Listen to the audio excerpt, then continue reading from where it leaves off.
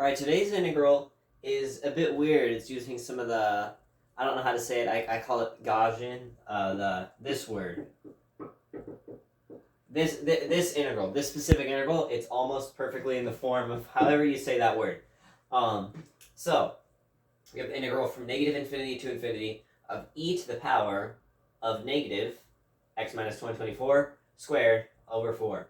So, we want it to be in the form of integral negative infinity to infinity of e to the negative x squared dx. Something like this, because we know this integral, that's the one with the weird name, that equals square root of pi. So how can we get the integral in this format? Now the first thing we could do is notice we have this, like if we could get a u sub for like this x minus 2024, that would be nice. However, we still have this 4 out here. However, 4 is the same thing as 2 squared. So we just bring that inside of these parentheses here.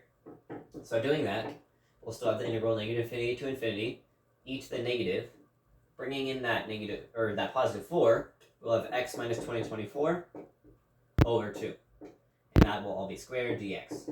Just gonna isolate this stuff. Now, we could do our u substitution I was talking about. U equals x minus 2024 over 2. And then du will equal 1/2 dx.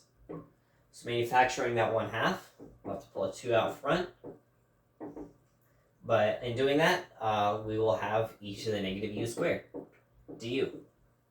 And now this is exactly in the form of this. Therefore, this just equals 2, because the 2 out front, times square root of pi. And that's it. So you just have to know this stuff. I believe this is Calc 3. So this is MIT Integration B. Of course, you're going to know this. If you're not from MIT, you're studying integrals on your own. This might not be as familiar to you, but this is something important that you should remember, especially for integrals like this. But that's our answer.